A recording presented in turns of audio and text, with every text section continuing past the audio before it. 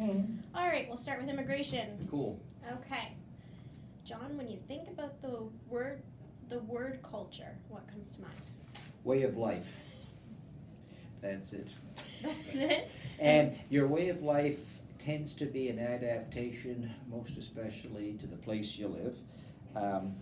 It reflects a bit of the history, but more especially the environment where you live. And then everything else springs from that. So how does this relate to your view of Yarmouth? What would you say Yarmouth's our an culture interesting place. Sometimes we've suffered from benign neglect from higher levels of government. In some ways, that's a good thing. I think this end of the province in general, there is a bit of a community where we tend to recognize that the preeminent definer is geography. I think that's a large part of it. We realize that there are limits to resources. We don't expect the world to look after us as a community. Some individuals do, but that's the same everywhere. I think that people care about each other to a reasonable extent. Maybe they're not as demonstrative as they are in some places, but yeah, when somebody's going through a hard time, enough other people get upset about it that there aren't too many people that get extremely marginalized. There are some folks that get marginalized, but not as bad as some places. Kind of along that line of thought, do you think we're welcoming to newcomers? Yes. Yeah. We can always do better. I think I've been sort of in touch with this. I came back from Vietnam in 2004 with my wife, who decided to immigrate because we could have lived in Vietnam as well. And in the beginning, I'd go to meetings with the immigration navigator. The first meeting I went to was a big one held by SWASDA over at the Grand Hotel in 2005. Good meeting, whole bloody tri-counties there. And they covered... What does SWASDA stand Southwest, Southwestern Shores Development Authority. It is now defunct for political reasons and other issues, but you know what it means. But anyway, yes, for the sake of that thing. Anyway, they did a good job of that workshop, an excellent job, and that did launch the business of immigration navigators, who have taken on various guises over the 13 years since. But at that time, I can remember going to meetings and hearing some folks from away complain that it was difficult to set up a business around here. This is not a good place to get rich. On the other hand, my wife set up a business in 2011, and she has never encountered any real hostility. She's not going to get rich here either, but I mean, I think she finds the place reasonably welcoming. And so our experience has not been the same as what some people were talking about, say, 10 years ago. So maybe we're improving. Otherwise, as a place to live, I think a lot of people realize, maybe not everybody, not enough people, we're not having a whole lot of babies around here. The rest of the world is. And who's going to look after us when we get old? Little issues like that. Who's going to keep the economy going? So I think the awareness of that is growing. So do you have any thoughts about the existing labor force and job market in Yarmouth? I guess with the idea that we're not having kids. The job market's a problem because there aren't many jobs. I know, some people come and they would like to follow what they are used to doing, and there is no chance of doing it here sometimes. I mean, that's nothing new. When I went to high school, I knew I was going to university, I knew I was going into sciences, and I was pretty sure I wasn't coming back here to work. And I didn't. I came back afterwards. So jobs are limited, and I don't know the solution to that. I guess we should keep exploring solutions. And also, there are opportunities that exist, and when they do exist, sometimes there are other barriers to immigration that get in the way, which are not the fault of this community. So I guess we need to keep looking at how we can do better, but at the same time realize that we also have to maybe encourage higher levels of government, professional associations, groups like this to do better as well. Mm-hmm. Because two or three things with regard to that. I have been a member of two or three refugee sponsorship groups of 5. It's a good system. You get a group of citizens together. They agree to take responsibility for getting the refugees settled, including all of their needs and expenses for the first year. Why can't that be applied to non-refugees? Sometimes it's easy for a critical mass of community members to recognize that a certain person, maybe it's a come from away, that has a relative who is badly needed to help that particular person's business continue. And I'm not talking about my wife here. But just a group to come together. There's no way of doing that.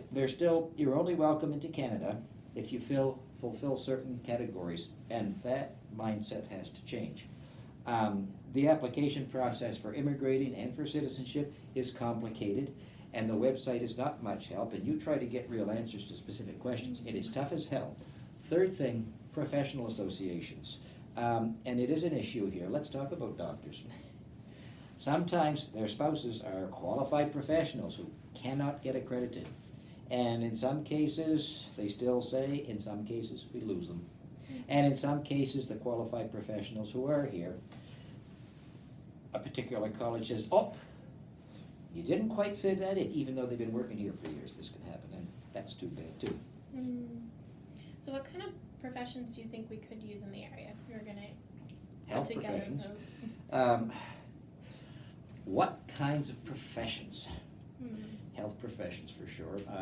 Maybe places like Digby and Shelburne more so than Yarmouth, but Yarmouth as well. People come, people go. I'm sure there are others. Some interesting people come in here, and sometimes, as I say, it's difficult. Sometimes it's impossible to match a job up with what they'd like.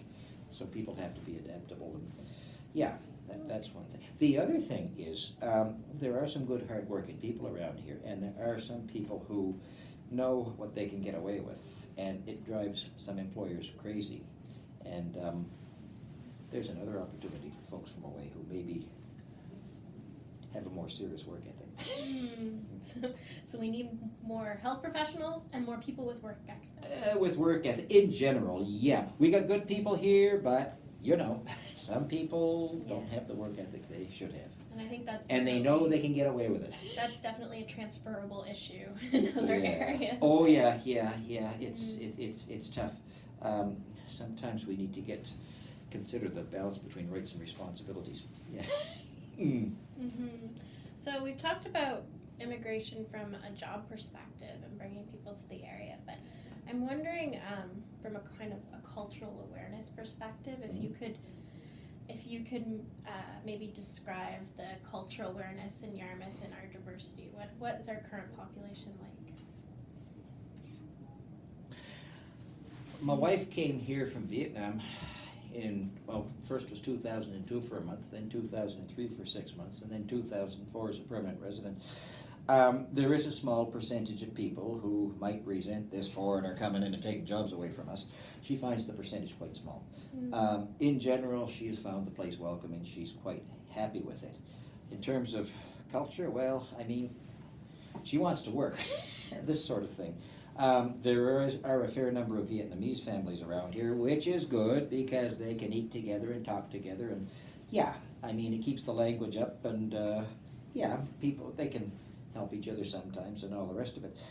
So do you find that there's a good understanding from people who maybe have grown up and lived in this community for many generations, that when people from away come, do you feel that they have a good understanding of their culture?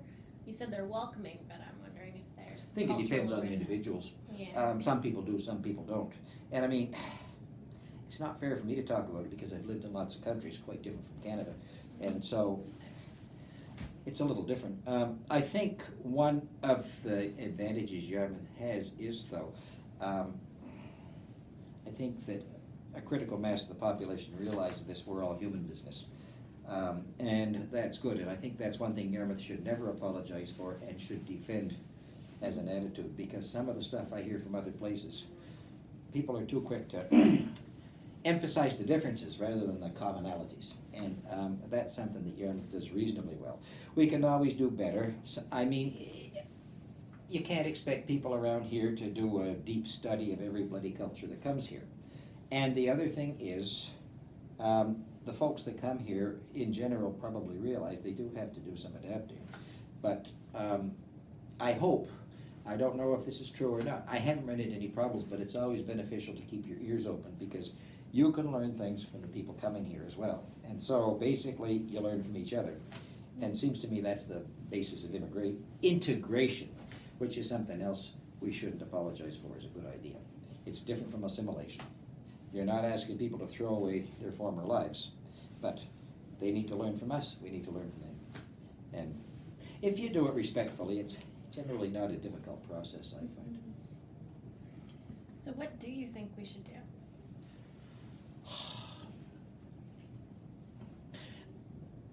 I don't know for sure. I think one thing is Federal Department of Immigration, anything they can do to simplify the process, expand opportunities for integration, and the other thing is a pressure on the various professional associations in Nova Scotia who make things much too difficult under the guise of maintaining our high standards. Sometimes when you take too narrow a view of that, you compromise standards. A good example is the saga of pediatricians up here. We finally have one. But I mean, there's 3 positions and 1 retired. One, his English wasn't quite good enough. There was a lot of negotiation. Finally, he withdrew his application. The 3rd one was an American. Practiced here for a long time. Everybody loved her. Then the college said, oh, you're 1 year short on your training. After how many years of practice? She went, not okay. So, if you're an obstetrician, somebody's having a kid with a problem, you can't do it here. Send them to Halifax. That's fine for people with a good family support, but if you're a 17-year-old with no family support and no money, what do? Pretty horrible to go to Halifax in an unknown place and do it. Mm-hmm. And they see that too. I tutor a lot of kids. Mm-hmm. Great. I think you covered my questions. That was very concise.